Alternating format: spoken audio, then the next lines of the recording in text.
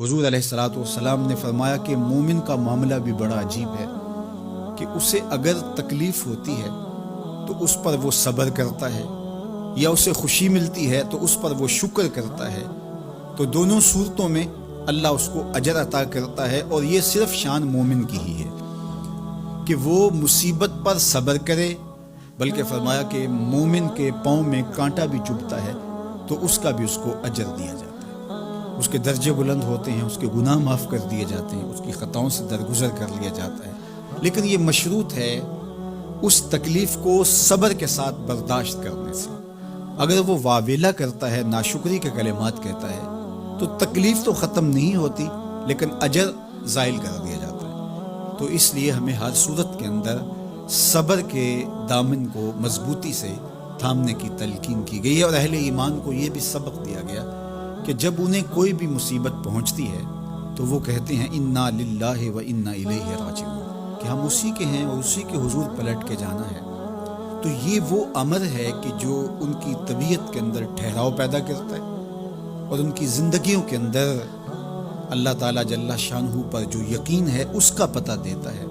اگر مصیبت کو اللہ کی طرف سے سمجھ کے، مان کے صبر کیا جائے، اس کو مقدور سمجھا جائے، اس پر واویلا نہ کیا جائے، اللہ کی نافرمانی کا کوئی کلمہ نہ بولا جائے، اپنے عقیدے میں تزلزل نہ آنے دیا جائے، اپنے رویوں کی خوبصورتی کو زائل نہ ہونے دیا جائے، تو اس کا مطلب ہے کہ وہ شخص مومن ہے، اس کا یقین ہے کہ یہ اللہ کی طرف سے ہے۔ تو پھر اس کے یقین کے صلے کے اندر اللہ اس کو پھر ہدایت قلب کا چراغاں نصیب کرتا ہے۔ اور فرمایا واللہ بکل شیء علیم، اور اللہ ہر شے کو جاننے والا ہے، اسے پتہ ہے کہ کسی پر مصیبت نازل کیوں کرنی ہے،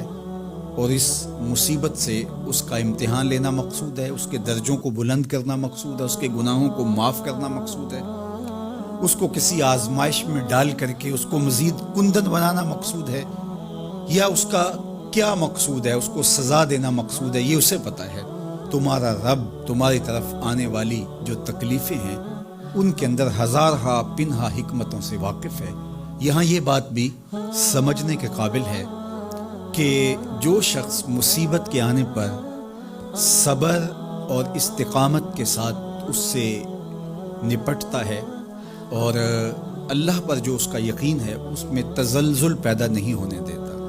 کل من عند اللہ، اے محبوب فرما دیجئے جو کچھ ہے وہ تمہارے رب کی طرف سے ہے۔ یہ اس کا خیال اور فکر ہے کہ یہ میرے اللہ کی طرف سے، تو پھر اس مصیبت کو ٹالنے والا بھی وہی ہے۔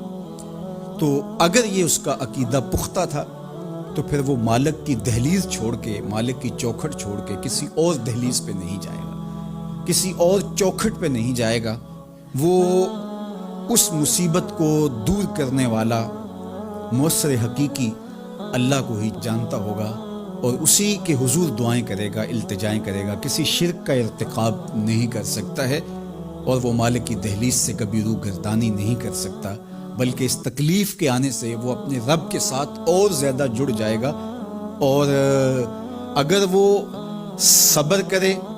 تو یہ اس کا ایک مرتبہ ہے کہ وہ حوصلے کے ساتھ اس تکلیف کو برداشت کرے، اور دوسرا مرتبہ جو اس سے بڑھ کر ہے کہ اس پہ اللہ کی رضا کے سانچے میں اپنے آپ کو ڈھال لے کہ جے سونا میرے دکھ وچ راضی، میں سکھ نو چلے ڈاواں۔